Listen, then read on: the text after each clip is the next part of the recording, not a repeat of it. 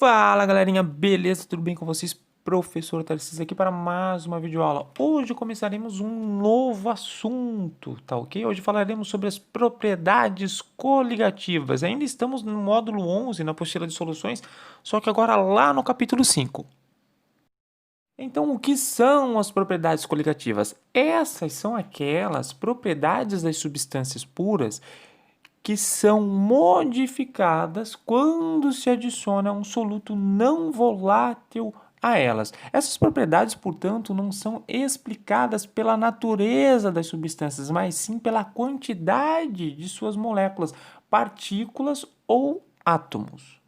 Para quem não recorda, um soluto não volátil é aquele que tem alto ponto de ebulição. Um soluto é toda aquela substância que está em menor concentração em uma solução, sendo dissolvida por um solvente. Olha só, uma substância volátil é aquela com desprendimento fácil das moléculas, ou seja, que evapora. Logo, uma substância não volátil é aquela que não se desprende fácil, ou seja, não evapora rápido. Uma substância volátil, por exemplo, é capaz de se transformar em vapor em temperatura ambiente, tá ok? Enquanto uma substância não volátil, ou seja, um soluto não volátil, muitas vezes tem um ponto de ebulição até maior que o dissolvente no qual ele foi dissolvido. Existem 4 propriedades coligativas, que são elas: tonoscopia, ebulioscopia, crioscopia e osmose. Vamos relacionar as propriedades dos solventes modificados. Então, olha lá. Pressão de vapor, estamos falando do efeito tonoscópio. Já no ponto de ebulição, estamos falando do efeito ebulioscópico. Ponto de fusão, efeito crioscópico.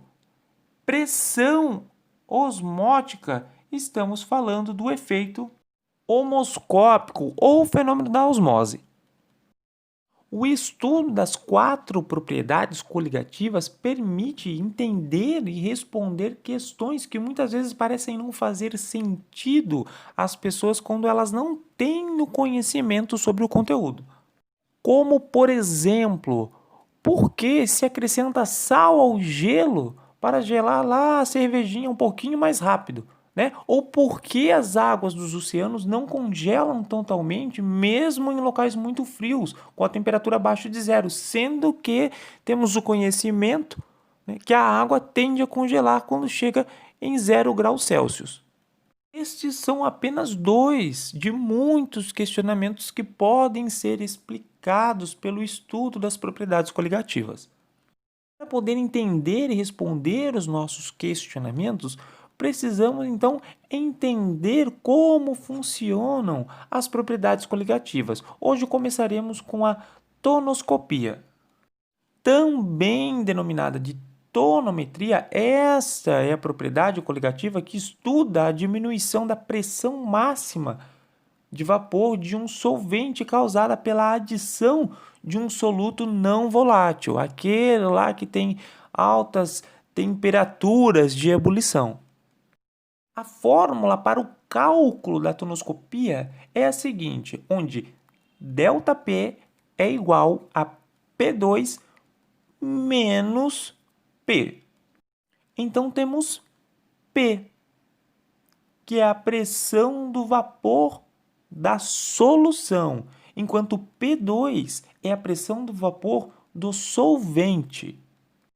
A tonoscopia é uma propriedade coligativa que ocasiona o abaixamento da pressão do vapor de um líquido, tá ok? Por exemplo, se adicionarmos um soluto não volátil em um solvente, ocorre a diminuição da pressão de vapor e, consequentemente, demora mais o tempo para evaporar. A pressão de vapor de um solvente puro sempre será maior do que a pressão de vapor de uma solução, tá ok?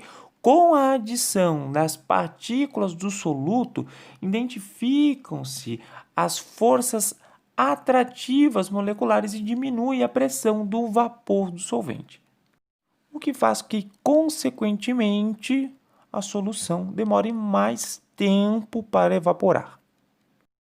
De maneira mais simplificada, Então, quanto maior for o número de mols do soluto não volátil na solução, maior será o abaixamento da pressão máxima de vapor. É de conhecimento que toda solução tende a ter um equilíbrio. E isso pode ser atingido se considerarmos a lei de Raoult, tá ok? Onde a pressão de vapor de um solvente em uma solução é igual ao produto da pressão de vapor de um líquido puro presente nessa solução. Isso se considerarmos a fração molar do líquido.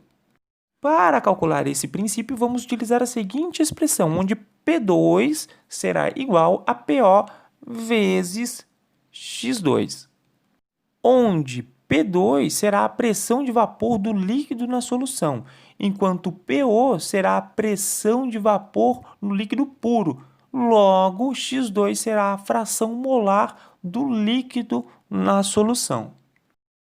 Bom, galerinha, assim chegamos ao fim de mais uma videoaula. Espero que vocês tenham entendido.